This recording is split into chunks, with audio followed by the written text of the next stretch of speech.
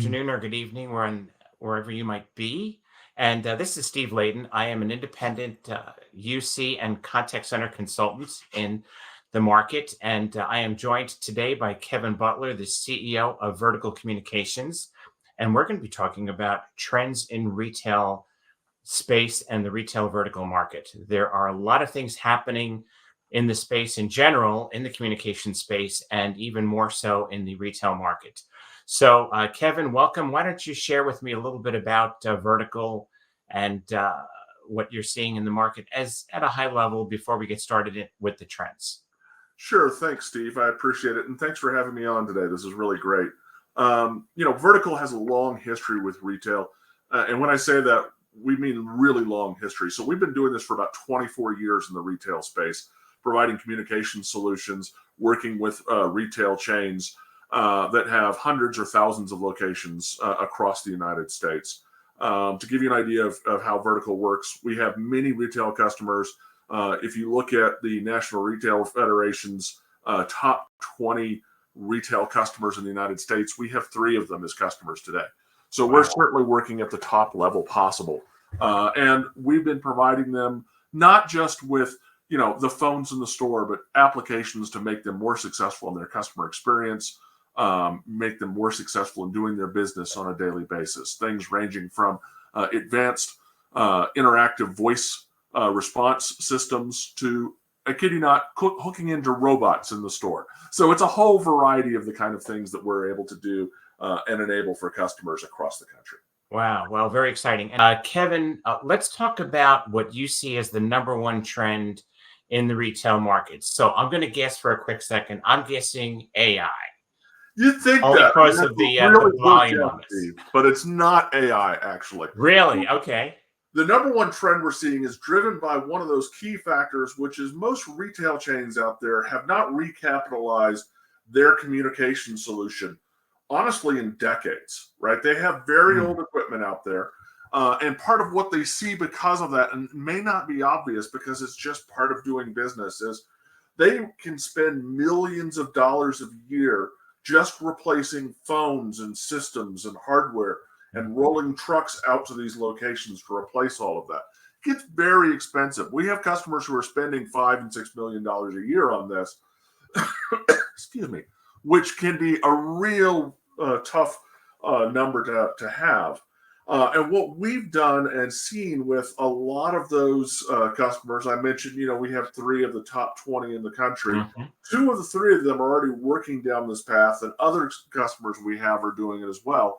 And that path is getting rid of all the hardware in the stores so that they don't have this millions of dollars they're spending every year, and they're not going to have it in the future. And when I say getting rid of the hardware, I mean in 2 different ways. One, there's the phone systems, the boxes that have been sitting on the wall that provide all the phone service, have phone lines going into them, and they're replacing that with cloud service today. So that's the first part. The second one is getting rid of even the phones in the stores, the hardware sitting on the desk, something that looks like, that hooked a little bit there. Something that looks like this, they're getting rid of those because those are the things that are on the front line that can most easily get replaced because they get knocked off, they get hit, somebody drops a drink on them. And that's where a lot of that money comes from. So you're saying, well, okay, if they're getting rid of the phones, what are people actually using to communicate? Well, one of the things that's happened in retail is that everybody out there has mobile point of sale system devices. They look like this. They are just smartphones, basically, from companies like Zebra that they use for inventory, scanning barcodes, doing price checks, all these other features. But the great part is they're phones. That's the form factor. They still have microphones. They can support headsets even. They're actually devices that are already necessary to be phones. So why buy and support and have all of these in your store when you already have to have these? You can just put a soft phone on here, and this becomes the phone system for the store. And because you're doing this, you're already going to support these. These are already in your OPEX that you're going to have to spend every year. You can get rid of a huge chunk of the money. You don't have to roll replacement parts to the store or technicians to the store or any of this kind of stuff. You look at getting rid of as much of the hardware as possible. Now, some stores, it's not possible to get rid of everything. But when you have a chain of hundreds or thousands of stores, the money adds up. And you're talking about $1 million savings, millions of dollars for the largest chains very easily. And so that's just a real straight to the bottom line trend that we're seeing more and more organizations that realize they have to get rid of these old systems they've had for 10 or 15 years. But what are they going to do with the new systems? Let's not repeat the mistakes of the past. Good point. So, I've been seeing, amongst our retail customers too, we have several larger ones ourselves. And one of the things that we've seen is legacy cabling in the stores, category 3. And Yep. if you're going to voice over IP, you either have to buy a third party, switch, if you will, FiberEdge being one of them, or literally, recabling. And that cost can get pretty to very prohibitive. Well, and the other thing there, Steve, is these things are not like phones of old where you just plug them into a phone line, right? They have to have power. So what you may have to Right, do you're is right. Mhm. put in power, what are called power over Ethernet switches that deliver power down the network Mhm. cable. And that could be a huge cost. If you have to replace all the switches in your store and potentially add a bunch of switch ports for these phones, that gets really, really expensive fast. And the Cat3 cabling cannot be overlooked. That's like $100 to $200 per phone location when doing that. So absolutely, keeping the cost of that transition down is another advantage of this trend. Yeah, exactly. Kevin, just share with me a little bit about these devices that are in the field. They give people, of course, the store level and staff the idea of being mobile, as well as information that's on it. So, what are you seeing out there? Well, one of the things about this is we're not just replacing that big phone that we're talking about. We're enabling new capabilities they never had in the retail space because this device can do many things that something like this just can't do. One of the simplest and easiest ones is that this can become a chat device. So now your store associates can talk to each other using text back and forth throughout the store. This Mhm, is mhm. becoming a more and more important trend we see. We see a lot of stores trying to do things with headset systems where they're talking to each other. And in fact, we did an analysis of one chain where we sent people out to see what that experience was. And those headset systems are terrible for customer experience because you've got a person trying to talk with a customer like you and I are talking here right now, Steve, but they also have another voice potentially talking in their ear. And that's Correct. Yeah. awful. And they try and do things like, oh, hey, there's a playback system and complexity. It's more hardware and it's more complexity and it reduces the customer experience. But text is non real time.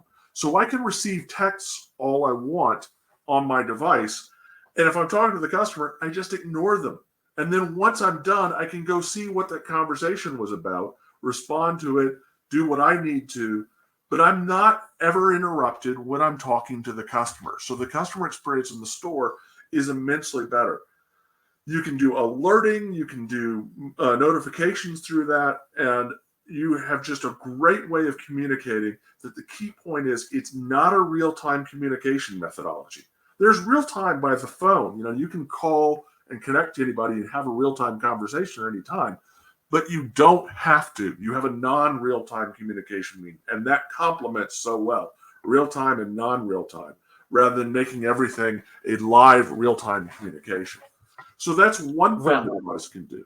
One. mhm. The second thing that's really important is these devices have cameras, and that Mm. can be incredibly powerful. So when you see a problem in the store as a store associate, you don't just have to say, oh, there's a mess on aisle 2. You can literally send a picture so that the manager can figure out what resources are needed.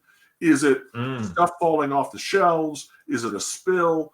What's the problem? And now you actually can see it to know what's going on. Another area where that's really powerful is loss prevention. So you identify a person who may be taking something out of the store. Now, a classic thing in retail is most policies are don't engage. That's not your job. You're not a law enforcement officer. They don't want you to do that. But what you can do is take a video of that person walking out with whatever they've got that they're not supposed to have. And now you have Mm, evidence, and you can pass that on to the appropriate security people or law enforcement even to be able to identify and work. And that makes loss prevention much easier. So these wow. devices can all of a sudden enable a whole new level of communication and new level of interaction. If you then plug that into potentially talking to the customer, the chat feature means that the uh, store associates can be involved in chat communication with somebody who may be on the retail website talking to a contact center agent who's got a question. You can now bring in a retail store associate. They can chat on their device. They can even say, hey, here's what the thing you're looking at it looks like, using the camera once again, and really up the level of customer experience all the way back out to your website interactions. So there's huge things that are opened up by moving to the don't use hard phones, don't do all that expense, don't have that all recurring costs. Instead, use a mobile device where you're really taking you to the next level of what can be done. Totally. And just to footnote that, I think we've all learned, both in the retail space, on the corporate side, as well as on the consumer side, doing a quick text or even a small chat with somebody fulfills that problem or that answer so much quicker than a whole conversation. Okay. It can be seconds versus minutes. And one of As the far as really that. interesting parts to think about here is you've got to think about who your store associates of the future are. The young people that are coming up, they text. That's how they communicate with each other. They By don't the way, yeah, talk next on the gen. Yeah. phone, is the truth. You know, they text. That's their method of communication. And if you can enable them to do something they're more comfortable with, they're going to be more successful and more effective in your stores as store associates going Yeah. forward. Hey, so let's talk about the idea of, I call it a one virtual building kind of approach. Okay, meaning that I can connect, and we've done this several times, and I'm sure you have as well. But the idea of connecting all sites via a single system, and you can imagine it as a single virtual corporate building. So the Baton Rouge site will be on the second floor, and the New York City location might be on the eighth floor, but they're all interconnected. They can all dial one another. Okay. And we have all kinds of advantages. We've got call accounting metrics. We have local calling. We have long distance calling, all now gone because we can now dial on net. Okay. And I can tell you, working for different retailers as well as other verticals, once you have an on net solution, it's amazing. Uh, End users embrace it. In fact, they want it, and it really makes multiple sites. And again, we've got customers with hundreds of sites. Makes them feel as though they're in one larger site and they can connect. Contact center can transfer or actually conference a call with the store manager, anything like that, which would normally be a long distance call, is now part of the game plan. So, your thoughts on that, Kevin? I think this is one of those huge things going on here because you can talk about moving to the cloud and moving to a cloud system, and there can be some advantages to that that are very simple. But the second order advantages are where the real power of this comes from. The fact is, most of our customers come from an environment where all of their systems have been these discrete units: this store, that store, this store, and they've just been doing their own thing. There hasn't been the ability to either do analytics on all of the stores or be able to operate as a single coherent system, as a virtual office, as you put it there a moment ago. And the power there is huge. First, from the analytics perspective, just being able to see what the trends are across thousands of stores and be able to see, okay, which departments are getting the most calls, who is calling when, what times of day are busiest. We can start looking at what's going on in different regions, whether you're a company that has stores throughout states across the United States or across the world. You can start looking at countries, parts of the country, individual states, and comparing what people have got going on there. You can also see spikes at certain times of the year. A classic thing that retail always looks at is what's going on in the calendar year. And the holiday season is always their biggest. But understanding that better and having that information and being able to report on it in real time is a real game changer that you can now do when you have a centralized system where all of the stores, or as you put it, on net on the same system. So analytics is a big piece of it, and the ability to just like in your inbox each morning, the regional manager gets, hey, here's the rolled up analytics providing you intelligent information. That's hugely powerful. But the second part is the whole organization can start working as an organization. You don't have the stores being these small islands. Let me give you a simple example. A classic call that we handle all the time is somebody calls in and says, I want to talk to somebody in a specific department, whether it's housewares or children's clothing or whatever your specific retail products are. And when they do that, there's like one or two people that can answer that call. There's not that many people in a given department generally. Now, you've already made it better because we've moved to the scenario that the people who can take that call now have these devices that they're carrying with them. They don't have to go be sitting at a desk and wait for somebody to show up at a desk to answer this call. They've got it with them. So that makes it much easier. But the other thing you can do, since you've got a centralized system, all the stores are connected together, is that person probably has a question that could be answered by anybody in any of the stores as long as they were in the same department. So now we can create a queue where that call could not just hit people, the 2 to 3 people in your store, but the hundreds of people that you have in, say, children's clothing across all your stores, across a region or across a country. And now you've gotten the ability to answer that person's question quickly and move the customer experience up here. Because I'm sure you've done this, Steve. You've done this exact call to a retail organization at some point, wanting to know the simple answer to something.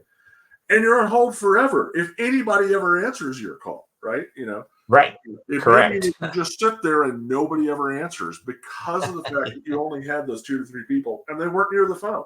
So we've solved that problem in a couple different ways. And so that's just one of the many kinds of ways that you can start leveraging all of the locations together and make you more effective. Another way you can do that is you can have live coverage of store hours outside the store's normal hours. So you have West Coast and East Coast stores. You can still have somebody answering calls live in the East Coast stores for the West Coast stores. There's a lot of different options depending upon what you as an organization want to do, but you've really increased your choices immensely.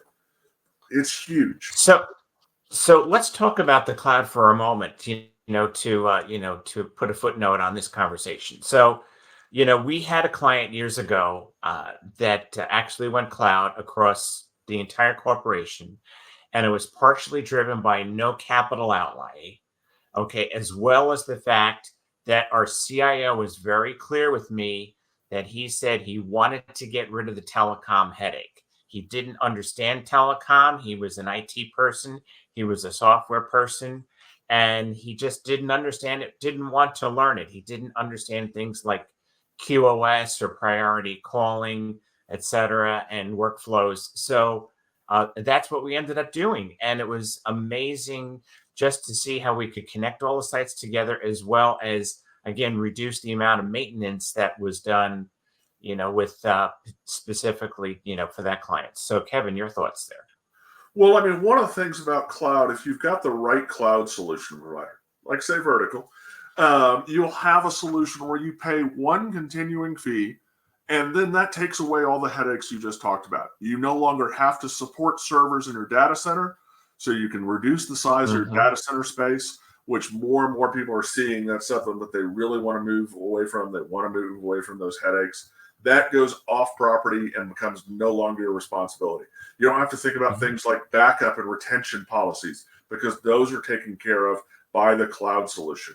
You don't have to deal with figuring out how to make sure uptime is maintained because that is handled by the solution. If you get a good solution, you will have one that has a guaranteed service level agreement that's going to give you a fiduciary response if there's any downtime or any outages or any quality of service issues.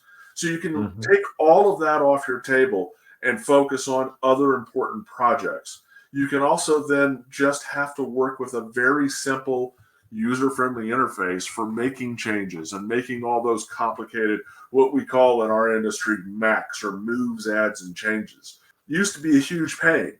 And you used to have to get somebody that was a tech to come on site and plug their laptop in and do all of that. All of that goes Hmm. away. It's done in a web interface. Your personnel can do it. Or, for example, in Vertical's case, you can just call us. We'll do it. It's included as part of the cost. And we take care of it, no problem at all. So that's the kind of thing that makes it much, much simpler and takes away, as you put it, that telecom headache where you can work on all those other important IT projects. And there's, Hmm. innumerable issues from security to moving to new generation of applications and figuring out how to be better on the customer experience. Go focus on that. We'll make all of this no longer a headache for you. And, we like to Right. talk about vertical is the easy button, right? So you just hit the easy button. Easy button. Yeah, there Don't you worry go. about One of the other things that shows up consistently for the cloud as well is that there's no end of support factor. Whereas, on any premises solution, you have to continue, with your upgrade paths, either on an annual or every 3 to 4 years. And if you don't, you're not supported by the manufacturer. All that I think goes away. That's right, and that's all built in. You don't have to think about it. We do a lot of responses to bids from various large customers, and they continue to ask questions about what's the upgrade path and what's the downtime for upgrades and what's the cadence. And none of that matters anymore. If you have a quality cloud solution, the upgrade Hmm. happens in the background. There's never downtime. You don't have to worry about it. You just log on to the application on your mobile devices I keep on talking about and are able to use Right, it right. instantly with all the new features and never have to worry about it. All of that goes away where you don't have to manage that, roadmap, and you don't have to worry about the Sure, security piece of it either because all of the security sure. operations of a secure development life cycle, of security testing, penetration testing, all that kind of stuff, that's happening in the back end and it's no longer on your Correct. plate. All you Mhm. have to do is just check in periodically to check the certifications and make sure that it's all up to date. So one of the things that does come up from customers periodically is, hey, I have a third-party application that I use, whether it be in the cloud or on the premise. So, how would you handle that?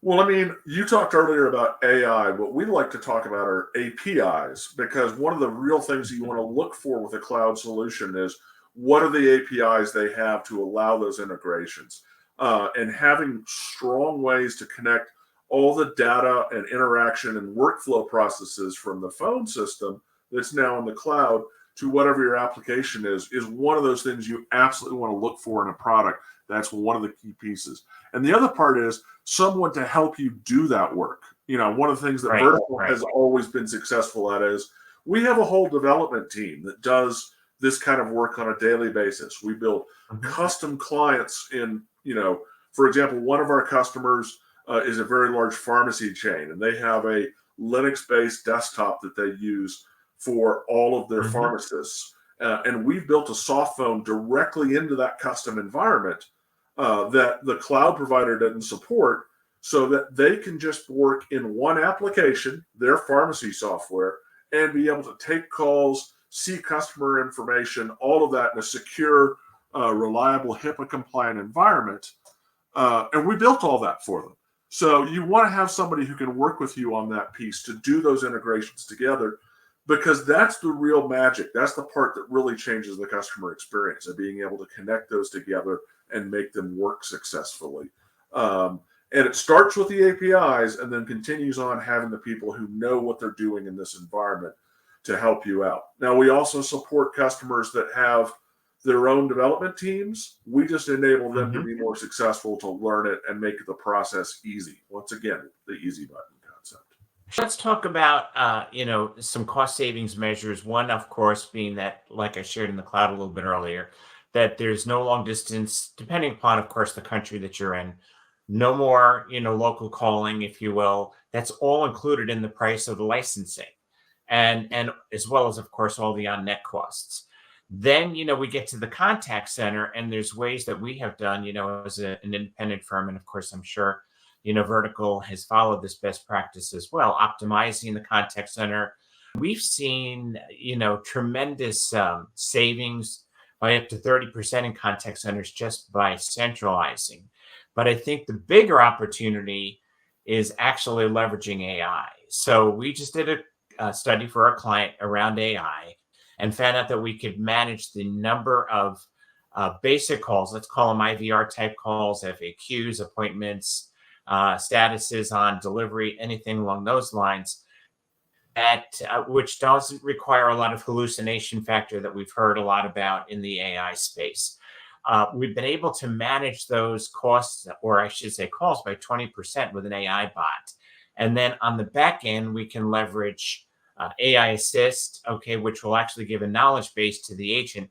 And that can manage the length of a call down by as much as 12%, which actually has a direct effect on your full-time equivalents, your FTEs. So what are you seeing around the CX space and the AI space, Kevin, in your vantage point? Yeah, well, let me start one place where first you started with the idea of cost savings from the whole thing being on net, and I think that can't be overstated. This is the value that people like you, Steve, come in and bring and figure out ways for the customers to be more efficient, be more effective, and do serious cost savings. And I think that can't be overstated. But one of those things to understand is all your stores are now connected together. So when you call store to store, wherever it is, anywhere in the world, that call costs you nothing, right? And then if you do the right plan, as you pointed out, long distance wise, you should never have to make a long distance call that costs you anything, because that's the program that's hooked in there. Now, there are, as you pointed out, countries where there are per minute charges to call mobile numbers and some certain other things, but you can make all of that essentially go away.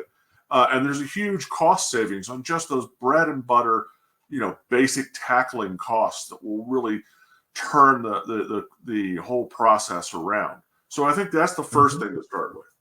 So then next we talk about contact center. And one of those really important things to understand about contact center is all about the execution, right? It is less about the product and more about the execution.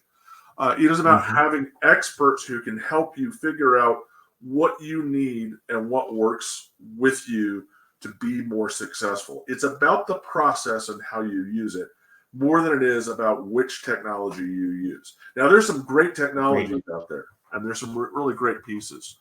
But what you need is somebody, and you all provide some great experts on that. I know Vertical has some great experts as well, but you need those people all working together to figure out how to make it more effective. And part of that is that it's not a one and done thing.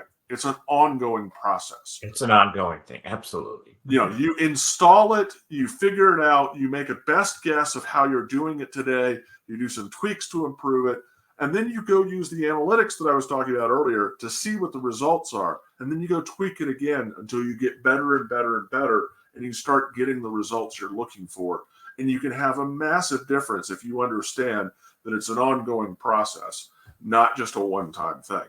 But we've seen that you can do amazing parts by one of those other things that I think has really worked well in the retail space specifically, which is combining your unified communications, your communications in the store with your contact center, and putting the two tightly together so that they work as one. I think that's really, really important, because there was a recent survey of retail CIOs that pointed out that people believe in the next 5 years, 20% of all contact center calls for retail organizations is going to be handled at the store level. Because the store level has a bunch of information that the contact center is never going to have. They can look at inventories, they can look at your knowledge-based systems and all that, and have a lot of information. But the store level associates have a lot of information that is never going to quite get to that contact center level. And so bringing them into it, whether it's a chat-based conversation, a phone call, or even an email, bringing them in and having them as part of that discussion is a way to really leverage, and to the point you made, make those contact centers more effective and more efficient, because they can get down to the people who are really at the level of the customer and know what's At the going on. level of the customer. Yeah. Yeah, exactly, Kevin. Yeah. In fact, we did a study not too long ago for a retail client, over 600 stores. Their upgrade for cloud was going to be about 3 million a year. Our net savings was 6.5 million a year. So guess what? The actual net of the entire project was less than zero, putting on a major upgrade, putting money back into the client's Yeah, pocket, and absolutely. you know, Absolutely. It's a huge difference. The other, so I want to move on to your third thing, which is, the Mhm. implication of AI and the AI piece of this. Right. And I Mhm. think you really nailed it there, Steve. The key thing here is figure out the place that AI makes sense, because you're not Mhm. talking about wholesale replacement of your contact center agent workforce with AI. If you're thinking that, you're just approaching this from the wrong direction. What you want to look at is, where can I find the locations where AI works well and will be effective, and then you use that to redirect the force that you have to more beneficial customer facing experience kind of interactions. And that's the value you get out of it. Now, AI can do a lot of great things. It's really, really good at doing stuff not facing the customer. You want Mhm. to be limited at putting it in front of the customer because of something you mentioned before, which is the hallucination factor. That's Correct. AI using the information it's got to just come up with something that is not true and is not correct. And Correct. the problem with that is there are already a number of court cases that say, you, Mr. Company who has an AI agent, are liable for whatever the AI says. You can't just say, oh, it's my technology. Oops. That is not a defense. That's already been failed in the courts, and people have been held liable for it. So you got to be very, very careful Correct. about that. And the two ways to do that, I think you mentioned one of them, which is targeting them down on very specific use cases where they can, Mhm. have a limited set of data. They can provide that information. They can provide an Mhm. interaction, a password reset for an account, or being able to set up an appointment under very specific parameters. Those kind of things makes perfect sense. Use the AI Mhm. to make that more a friendly operation and make it easier, and don't have to involve a live person. Great stuff. Can really cut down on a lot of the conversations. That's one. But the second one is away from the customer facing interactions. You mentioned one of those as well, which is being able to provide what we call AI assist agents that look at Mhm. vast knowledge bases of information, the company knowledge base, the sales training material, inventory data, and use that and provide it instantly back to the contact center agent, talk to the customer, or even to the new store associate, because they now have these devices. I keep on pointing this out, but this can Exactly be a right. Yeah. portal for them to be able to take a question from a customer on day two of them being on the floor and being able to have the right answer immediately in front of them without having to get a more experienced store associate or tell the customer they don't know or anything. And that gives them confidence so that they're more effective immediately. Agreed. So that's a great way of using AI. And then the third way is, I talked about analytics earlier. Well, AI and analytics are just made for each other. The idea of putting an AI agent looking at all of that data coming from all your stores to find you important, actionable intelligence is a really, really powerful Mhm. combination. So Mhm. they look for the problem areas to bring that to your attention and say, oh, wait, there's an issue. We're having all these calls that are not being answered in this store. And rather than you having to go through and find it by looking at a massive report, the agent can do that for you. The AI can do that for you. So AI going into reporting data and finding powerful, actionable items for you to work on, that's a huge thing. In the contact center, it can be particularly powerful.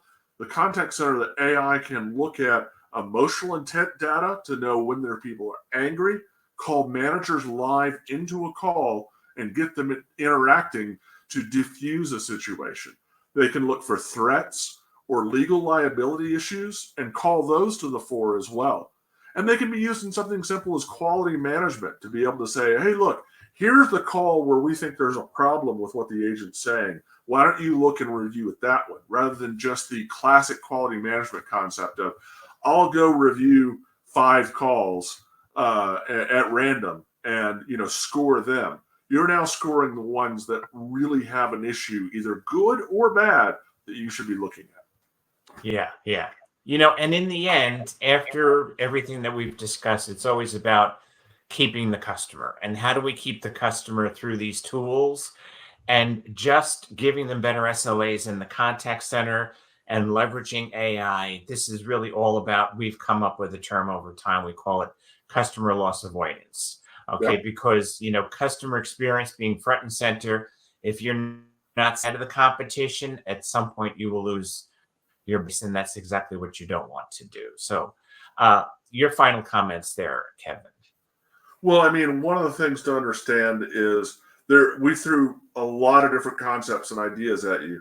Having somebody who can help you through the process, an independent consultant like Steve's organization like Vertical that can help you on the implementation side, choose the right product.